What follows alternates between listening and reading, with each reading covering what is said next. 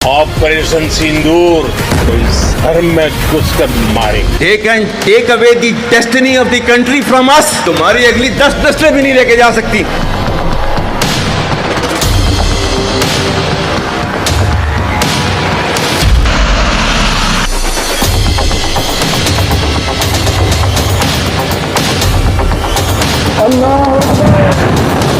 Mister Modi, दोबारा ये रास्ता इख्तियार करोगे तो मुंह की खाओगे। 7 मई रात 12:30 बजे जब बुज़दिल दुश्मन ने घात लगाकर पाकिस्तान पर हमले की नाकाम कोशिश की,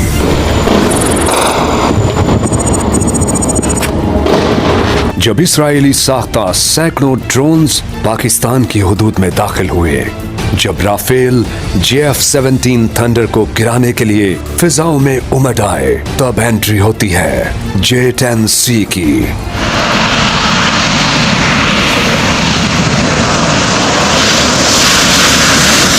जी हाँ, ये दोस्त मुल्क चीन का पाकिस्तान को वो तोहफा है जो भारत के लिए आउट ऑफ सिलेबस था। नाजरीन, J-10C ने कैसे गेम पलटी, 5 तैयारों को गिराया। आखिर ये J-10C कौन सी बला है जिसके लिए भारत तैयार न था? आज हम इस जादुई तैयारे की ऐसी सलाहियतों से पर्दा हटाने जा रहे हैं जिसे सुनकर आपकी अकल दंग रह जाएगी। नाजरीन, आज की पाक भारत जंग के उस अहम पहलू तक पहुंचने के लिए हमें थोड़ा पीछे जाना होगा।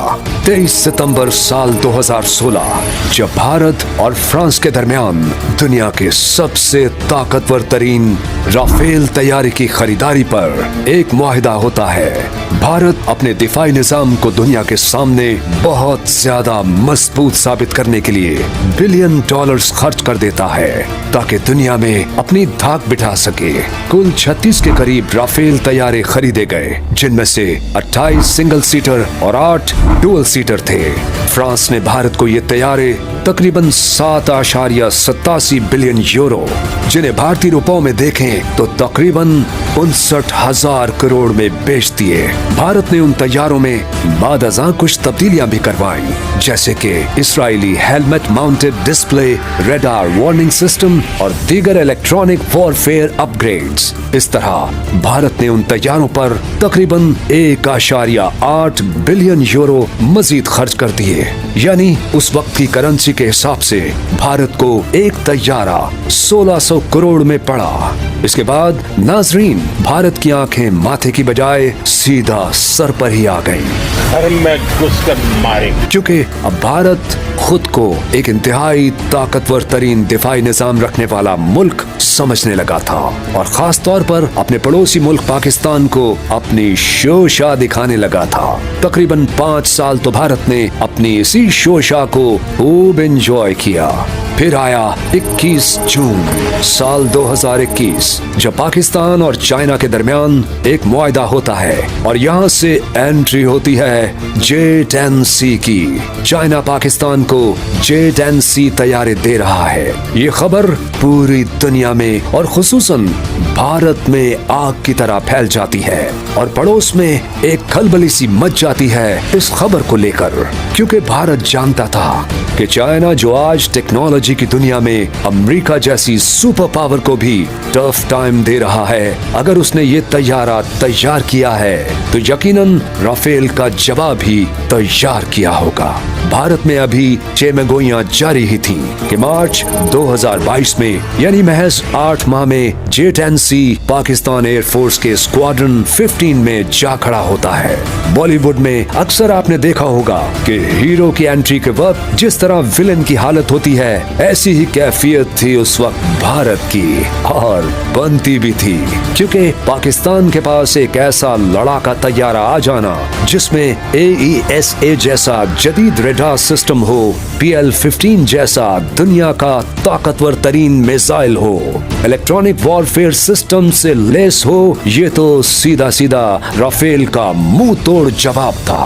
और फिर वो दिन आ ही गया जब J-10C को फिजा में अपनी हुकूमत साबित करनी थी। 7 मई 3 राफेल, एक MiG-29 और एक Su-30 MKI समेत 5 तैयारों को तबाह कर देता है। इस बात को द गार्डियन, डेली सबा.com और रॉयटर्स जैसी इंटरनेशनल मीडिया वेबसाइट्स ने भी बड़ी तफसील के साथ बयान किया है। लेकिन नाजरीन, सवाल यहाँ ये पैदा होता है कि J-10C आखिर राफेल पर भारी कैसे पड़ गया?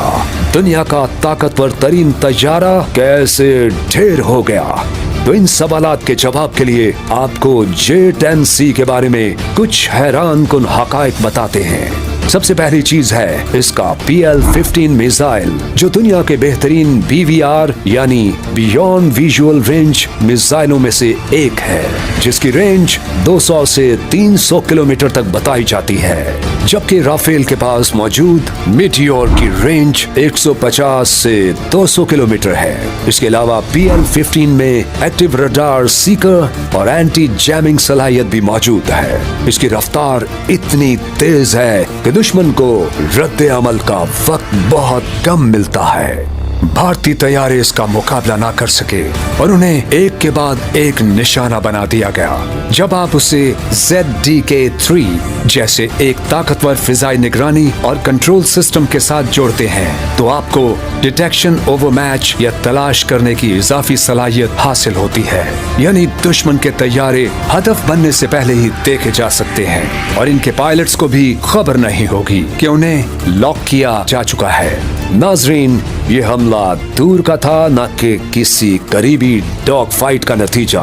और यही वो पॉइंट है जिसकी वजह से राफेल BVR जोन में दाखिल हो गया और टारगेट हुआ। दुनिया ने चीनी डिजाइन के तैयारों से भारत के जदीद तरीन तैयारों को तबाह होते देखा है, वो भी वहशियाना ताकत के साथ नहीं, बल्कि जदीद सिस्टम इंटीग्रेशन, रडार की बर्तरी और तवील फासले के दुरुस्त हमलों के जरिए। इस तगड़े वार की कामयाबी J-10C को तो जाती है, मगर इससे भी ज्यादा तारीफ के हकदार हैं पाकिस्तान एयरफोर्स के काबिल और माहिर शाहीन, जिन्होंने अपनी एक्स्ट्रॉर्डिनरी स्किल्स की बदौलत उसे मुमकिन बनाया। इससे एक चीज तो साफ जाहिर है कि बेहतरीन हथियार होना कभी भी काफी नहीं होता। जरूरत होती है बेहतरीन हथियार के साथ बेहतरीन दिमाग की।